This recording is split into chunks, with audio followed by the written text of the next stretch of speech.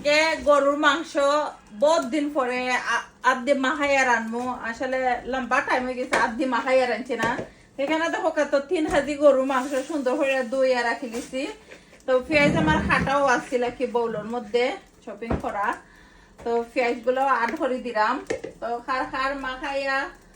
কারি পছন্দ কমেন্ট করবা কানোর মধ্যে রসুন আস্তা আড করলাম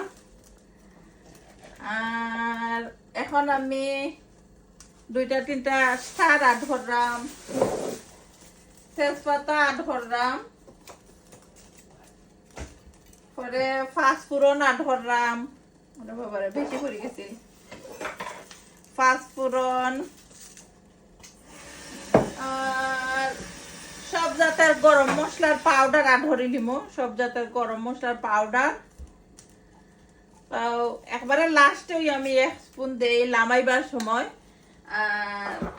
এখন আমি দিলাম মরিচ তারপরে হলুদ 1 স্পুন থেকে একটু বেশি দিব আসলে 1 স্পুন থেকে একটু বেশি দিলে না নি মাংস 3 কেজি এর লাগি মরিচ আমি আরো 1 স্পুন দিলাম মাংস কেন 3 কেজি 1 স্পুনও বেশি হইতো নাই পরে আমি দইনা দিলাম 1 স্পুন থেকে একটু বেশি দিলাম দেখো পরে দিয়া সুন্দর কইরা এখন আতে মাখাইমু তেল দিলাম অনেক দিন পরে লং টাইম পরে মাংসরে মাখাইয়া